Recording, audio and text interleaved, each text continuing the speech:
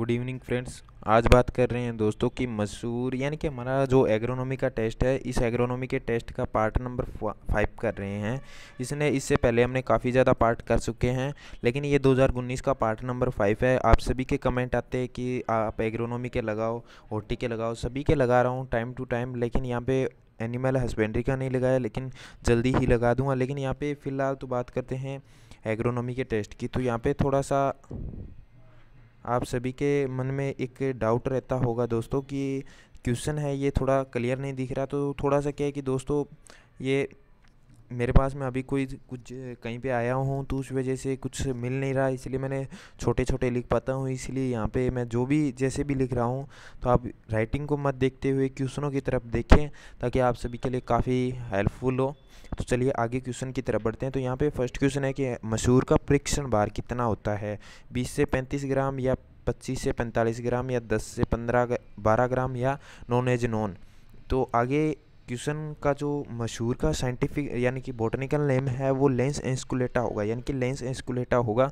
तो इस क्वेश्चन का जो राइट आंसर है आप सभी ने देख लिया हुआ होगा, लेकिन जो राइट आंसर है वो सही होगा। यहाँ पे दोस्तों प्लीज़ कमेंट करें ताकि आप सभी को पता चल जाए। मैं यहाँ पे टेस्ट ले रहा हूँ, तो आप सभी के कमेंट हो जल्दी से जल्दी, ताकि आप सभी का ऐसे लगे कि हाँ मैं एक तरह से क्लास में बैठ के टेस्ट दे रहा हूँ। तो इस तरह से कीजिए ताकि आप सभी को कुछ अलग महसूस ना हो। तो इस क्वेश्चन का जो मैं आगे बताने से पहले बता दूं कि इसके आंसर है वो आप सभी को पीडीएफ में देखोगे तो यहाँ पे थोड़ा सा ऐसे साइड में करो, तो यहाँ पे आंसर दिख जाएगा, तो आप लोगों को देख सकते हो, तो यहाँ पे दिख जाएगा। तो चलिए यहाँ पे आंसर पता चल गया होगा कि ये आंसर होगा 20 से 35 ग्राम। तो इस तरह से हमारा जो टॉपिक है वो, यानी कि इसमें मैं बता भी दूंगा लास्ट में कि पीडीएफ कैसे डाउनलोड होता है, पूरा पूरा बता दूंगा।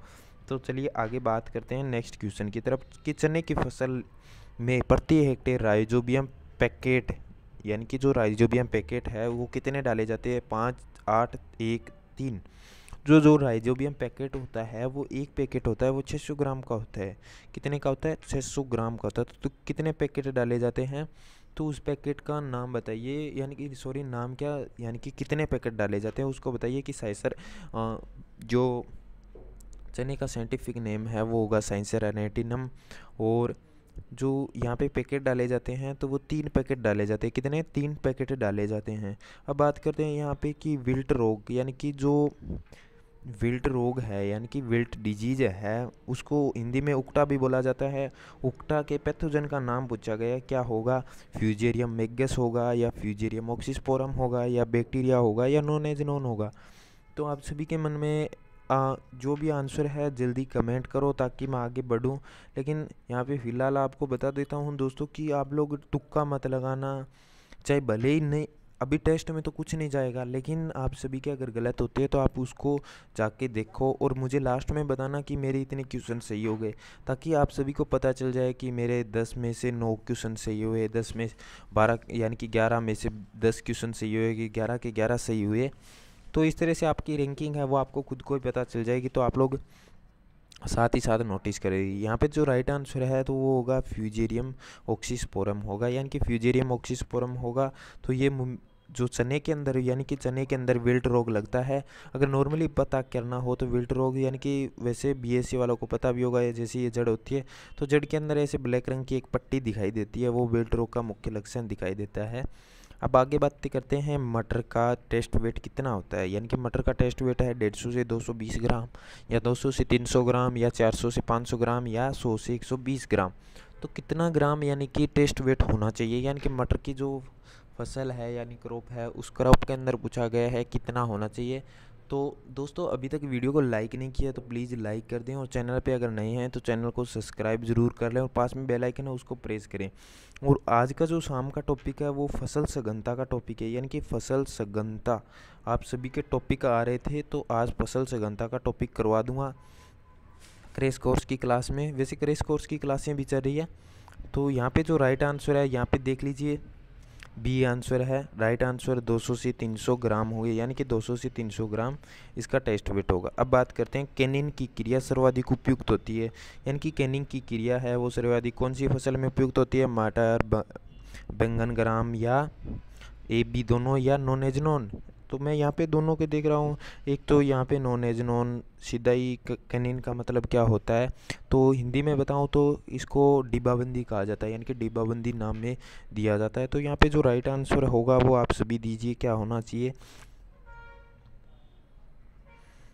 तो यहाँ पे काफ़ी जने के जो आंसर है वो सही आ रहे हैं, मैं साथ ही साथ में रिप्लाई भी दे रहा हूँ कुछ के।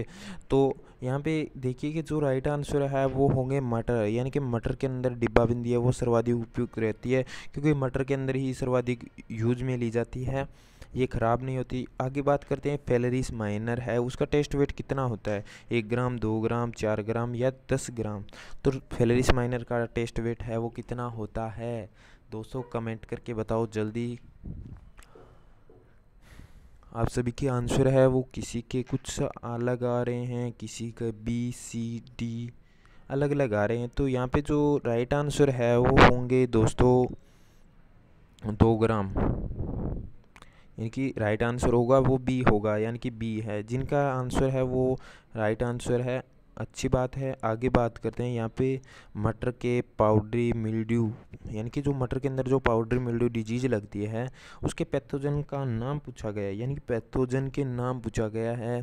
क्या होना चाहिए, वीराचोला आइसो होगा या एफिड होगा या एरिसाइफी पोलीगोनी होगा या बैक्टीरिया होगा। तो इस क्वेश्चन का आंसर है वो कमेंट करके बताओ कि क्या होना चाहिए। तो यहाँ पे बता देता हूँ दोस्तों, आप सभी के आंसर है वो जल्दी कमेंट करो। तो यहाँ पे बता देता हूँ कि जो मटर है, मटर के अंदर जो पाउडरी मिल्ड्यू है, पाउडरी मिल्ड्यू है वो लीफ के दोनों साइड में लगती है, ऊपर और नीचे, यानी कि दोनों साइड में लगता है। तो उसमें क्या होता है कि जो डाउनी मिल्ड्यू होता है वो नीचे डाउन, यानी कि नीचे की तरफ, और पाउडरी है वो दोनों तरफ में पाउडर सा जमा हुआ मिलता है। तो इसका जो पैथोजन है वो होगा यहाँ पे ए होता है, यानी कि यहाँ पे ए आंसर नहीं होगा। जो ए है वीराचोला आइसो, ध्यान से सुन लो कि मैं बोल रहा हूँ, वो वीराचोला आइसो कराटीज, कराटीज वो तो होता है जो अनार की बटरफ्लाई होती है उसका साइंटिफिक नेम होता है, और एफिड भी नहीं होगा ना ही बैक्टीरिया होगा। तो बचा कौन सा, सी। तो यहाँ पे राइट आंसर है वो सी होगा, इरिसाइफी पोलीगोनी होगा, यानी कि इरिसाइफी पोलीगोनी होगा।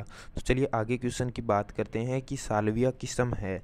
तो साल्विया किस्म है वो कौन सी फसल की किस्म है, जो कि सरसों की, प्याज की या मटर की। तो इस क्वेश्चन का आंसर है वो कमेंट करो ताकि आगे नेक्स्ट बढ़ें। और आप सभी को बता दूं दोस्तों कि जो टेस्ट है वो मैं 6 बजे इसलिए रख रहा हूं ताकि आप सभी के लिए बहुत ज़्यादा हेल्पफुल हो। अगर आप लोग बोलते हो कि मैं आज से 5 बजे कर दूं तो 5 बजे बोल दूंगा मैं, मेरा कोई दिक्कत नहीं है, मैं 5 बजे ही अपलोड कर दूंगा। लेकिन यहाँ पे मेन बात तो ये है कि आज का जो टेस्ट है वो स्पेशल मैं कर रहा हूँ। तो चलिए यहाँ पे साल्विया किस्म के बारे में बात करते हैं, ये लास्ट में बात करेंगे टॉपिक पे। तो साल्विया किस्म है वो मटर की है जो पोड सहित खाई जाती है। क्या विशेषता है इसकी, पोड सहित खाई जाने वाली वेराइटी है, यानी कि पोड सहित खाई जाने वाली पोड, तो मटर की उन्नत किस्म है। आगे बात करते हैं चने की क्रांतिक अवस्था कौन कौन सी है, बुआई के तुरंत बाद, या फूल आने के पहले, या ए बी दोनों, या फली पकने के बाद में। तो चने की क्रांतिक अवस्थाएं हैं वो बताइए क्या होगा। तो कमेंट करो दोस्तों कि क्या होना चाहिए। तो आप सभी के आंसर है वो आ गए होंगे। तो यहाँ पे जो राइट आंसर है वो फूल आने से पहले, यानी कि बी आंसर होगा राइट आंसर यहाँ पे। तो सी नहीं होगा, यहाँ पे होगा वो बी, यानी कि बी होगा। आगे बात करते हैं यहाँ पे कि 9 नंबर क्वेश्चन है हमारा कि जल मांग माइनस, ध्यान से सुनिए, कि जल मांग माइनस प्रभावी वर्षा प्लस संग्रहित नमी का सूत्र है क्या कहलाता है, नमी परसेंटेज, सिंचाई की मांग, या प्रभावी वर्षा, या मलानी परसेंटेज। तो क्या कहलाता है, इस क्वेश्चन का आंसर कमेंट करके बताओ ताकि आगे बढ़े। तो दोस्तों यहाँ पे जो क्वेश्चन के आंसर बता रहा हूँ मैं राइट बता रहा हूँ, आप सभी सोच रहे हो कि गलत भी हो सकते हैं, तो गलत नहीं है, देख देख के मैंने बताया है। तो जो यहाँ पे जो राइट आंसर होगा वो सिंचाई यानी कि इरिगेशन की मांग पे डिपेंड करता है, बी आंसर होगा। आगे बात करते हैं अम्लीय भूमि का वीड है, अम्लीय भूमि का वीड कौन सा है, कांस है, मुनमुना है, या कंगी है, या बथुआ है। तो अम्लीय भूमि के अंदर मुख्य रूप से कौन सा वीड उगता है, और वीड की डेफिनेशन क्या है। तो वीड वे अवांछनीय प्लांट या पौधे जो फसलों के साथ अवशेष के रूप में उग जाते हैं उन्हें वीड कहा जाता है या खरपतवार कहा जाता है। तो ये अम्लीय भूमि में खास तौर से उगने वाला कौन सा है। तो इस क्वेश्चन का आंसर है वो बताइए कि क्या होगा। तो यहाँ पे जो राइट आंसर है वो होगा सी, यानी कि कंघी है। यानी कि कंघी है वो अम्लीय भूमि में मुख्य रूप से उगाया जाता है। अब लास्ट एंड फाइनल क्वेश्चन है वो जो आपको आंसर देना है, अमरबेल का उदाहरण है। इस क्वेश्चन का आंसर मैं कल दूंगा, कल की वीडियो में। एक वर्षीय कास्टिल वीड या साकीय वीड या रबी खरपतवार। तो इस क्वेश्चन का आंसर है वो कमेंट करके बताओ, और नेक्स्ट वीडियो में, यानी कि जो हमारी नेक्स्ट वीडियो में आएगी उसमें बता दूंगा इस क्वेश्चन का आंसर। तो फिलहाल आपको बता देता हूँ कि पीडीएफ है मैं आपको ग्रुप में अपलोड करवा दूंगा। तो आपके मन में कोई भी ऐसा टॉपिक है जो आप सभी को नहीं आ रहा है तो मुझे कमेंट करके बता सकते हो, मैं उसके लिए स्पेशल वीडियो बना दूंगा। तो मिलते हैं नई वीडियो के साथ, तब तक जय हिंद, वंदे मातरम।